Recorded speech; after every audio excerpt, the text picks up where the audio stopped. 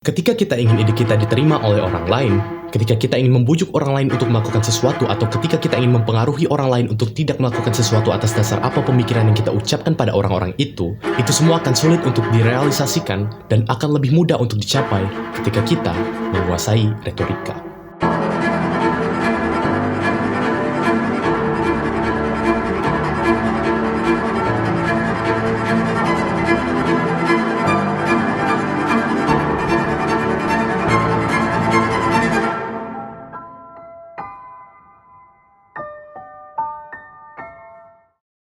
Politicians, teachers, debaters, dan segala macam profesi yang berkaitan dengan public speaking, maka retorika akan selalu menunggangi bidang-bidang itu. Dan ini sudah berlaku selama lebih dari 2000 tahun lamanya, semenjak ilmu retorika itu dirintis oleh seorang yang bernama Aristotle. Ketika kita berbicara tentang public speaking atau menyampaikan gagasan atau ide yang kita punya ke banyak orang, pastinya ada satu hal yang akan kita selalu ingin dapatkan dari apa yang kita ingin sampaikan pada orang-orang itu, yaitu persuasi. Persuasi adalah tujuan utama dari ketika kita berusaha menyampaikan gagasan kita ke depan publik atau lawan bicara kita, baik ketika kita berpidato, berdebat, atau hanya sekedar berbicara untuk menyampaikan sudut pandang atau pendapat kita, maka kita ingin orang itu untuk terpengaruh dengan ide kita. Nah, disinilah ketika kita mempersuasi audiens kita. Ilmu retorika tiba pada persoalan ini untuk menawarkan bagaimana cara mempersuasi audiens, seperti pendekatan macam apa yang harus kita gunakan, bagaimana pemilihan diksi itu bisa mempengaruhi kekuatan gagasan kita, dan bahkan dengan kita beretorika, kita bisa memanipulasi hal-hal yang terlihat kontra jadi sebaliknya. Teori retorika Aristoteles berangkat dari dua asumsi utama, yaitu seorang pembicara mesti tidak boleh mengeneralisasikan semua audiensnya, karena kita tahu masing-masing orang mempunyai pilihan, kepentingan, dan pemikirannya sendiri, dan mereka bisa menginterpretasikan gagasan kita dengan pemikirannya sendiri, alias mereka bisa saja mempunyai persepsi yang berbeda ketika mendengar kita sebagai pembicara yang sedang membicarakan gagasan kita, atau menentukan mana gagasan kita yang lebih mempunyai tendensi terhadap masing-masing kepentingan mereka. Lalu asumsi yang kedua adalah seorang pembicara harus mampu menampilkan bukti, seperti misalnya data yang bersifat empiris kepada audiens terkait apa isi gagasan yang kita bawakan untuk menguatkan argumentasi yang kita ucapkan.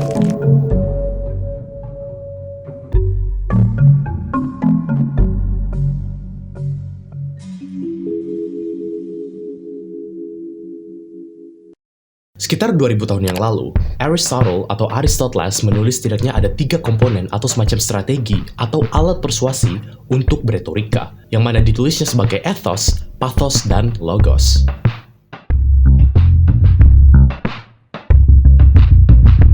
Ethos ini adalah komponen yang berfokus pada kredibilitas seorang pembicara. Menurut Aristotle, siapa dirimu akan menjadi hal pertama yang dipandang orang ketika berbicara. Di dalam bukunya yang berjudul Retorika, dia menyebutkan bahwa persuasi bisa dicapai karena karakteristik atau kredibilitas dari seorang pembicara.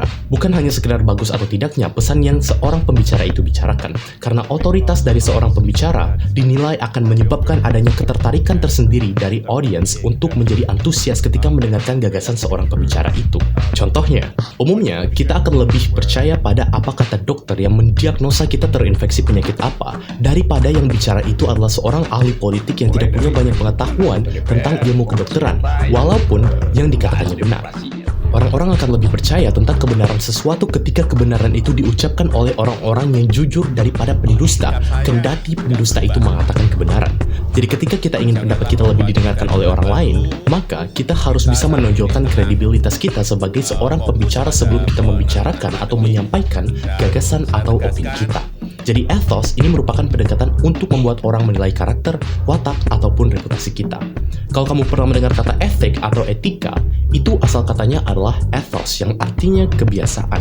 Dan kebiasaan ini akan menentukan integritas dirimu. Apakah kamu seorang yang jujur? Apakah kamu pendusta? Apakah kamu seorang yang baik secara moral? Apakah kamu selalu memikirkan setiap tindakan yang kamu perbuat? Dan itu semua ditentukan oleh kebiasaanmu, sehingga itu yang akan membentuk karakter dirimu. Dan bagaimana cara kamu mempertanggungjawabkan setiap tindakan kamu itulah yang akan menentukan kredibilitas dirimu.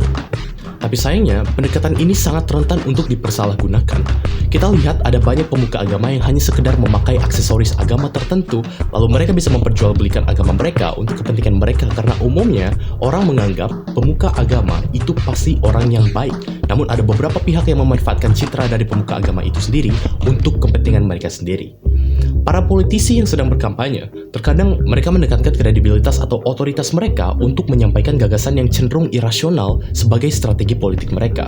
Tapi karena mereka dipandang sebagai yang berwenang, maka orang-orang memiliki kecenderungan untuk percaya dan mengikuti apa gagasan mereka.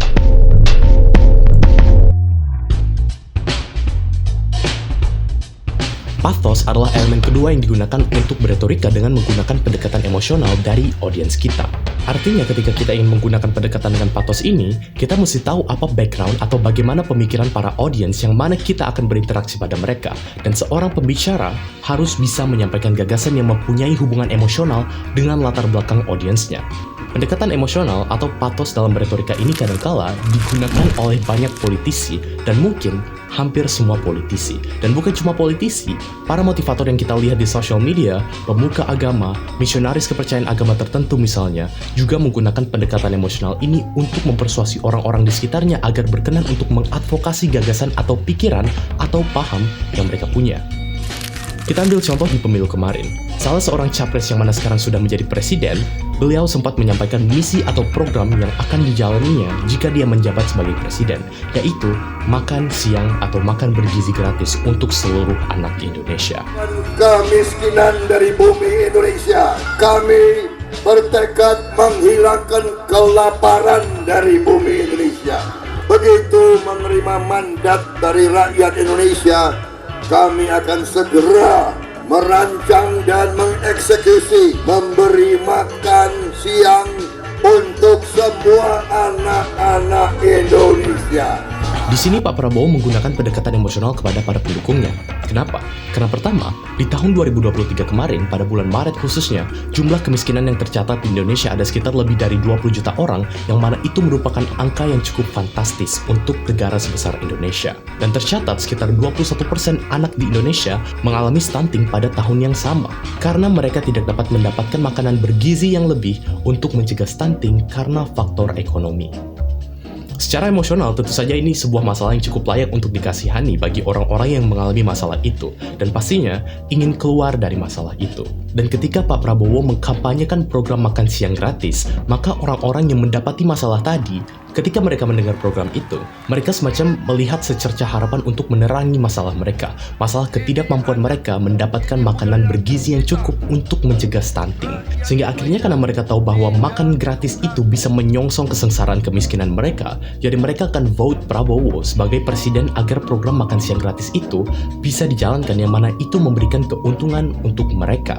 Sehingga apa? Sehingga Pak Prabowo bisa mempersuasi rakyat miskin itu untuk memilih dirinya sebagai calon presiden karena beliau mempunyai tujuan politis di balik itu. Dan itu adalah bagian dari pendekatan secara emosional yang dilakukan oleh Prabowo. Jadi kalau kita hanya menyajikan informasi logis, informasi ilmiah, bisa dikatakan tidak cukup hanya untuk menguatkan argumen kita kepada audiens kita. Karena buat beberapa orang, mereka memegang nilai-nilai tertentu yang sudah dipegang sejak lama, sehingga mustahil untuk kita bantah nilai-nilai itu.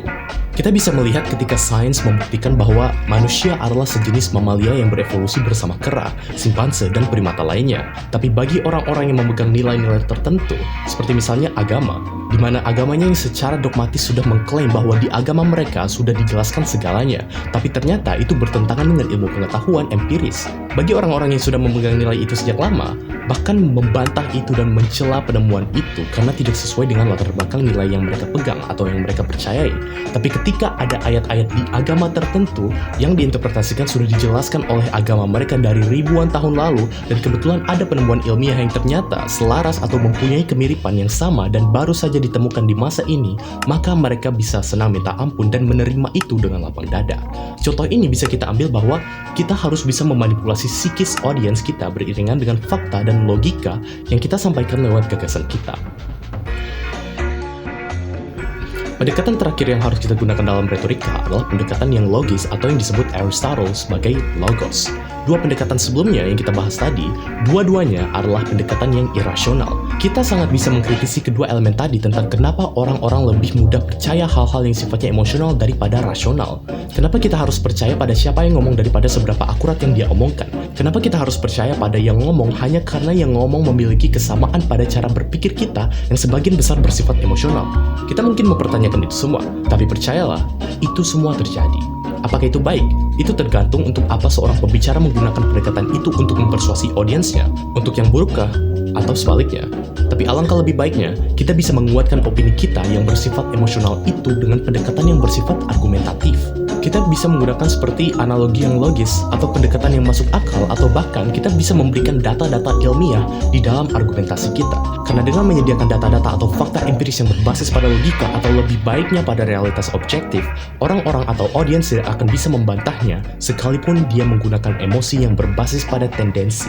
Alih-alih mereka membatalkan logika atau data empiris yang ditunjukkan oleh seorang pembicara, mereka biasanya malah terpukau karena logik yang dikemukakan. Karena selama ini mungkin banyak dari mereka yang berpikir atau mengambil keputusan hanya mengikuti emosinya daripada pikiran rasionalnya. Sebab logika hanya bisa dibatalkan dengan ketidakmasukakalan. Tidak seperti emosi yang sifatnya abstrak dan irasional sehingga emosi dapat dimanipulasi melalui intervensi yang kita lakukan lewat diksi. Ketiga elemen inilah yang disebut sebagai seni berbicara atau beretorika guna membuat komunikasi yang lebih efektif. Jadi Aristotle menekankan bahwa untuk membuat argumen yang kuat, kita harus bisa menekankan kepada audiens tentang seberapa kredibel diri kita. Kita harus bisa mempengaruhi situasi emosional audiens kita dengan berempati pada latar belakang emosional mereka. Lalu kita iringi bersamaan dengan tujuan utama kita, yaitu untuk memberitahu kebenaran dengan cara berpikir yang sistematis beserta bukti empiris yang masuk akal.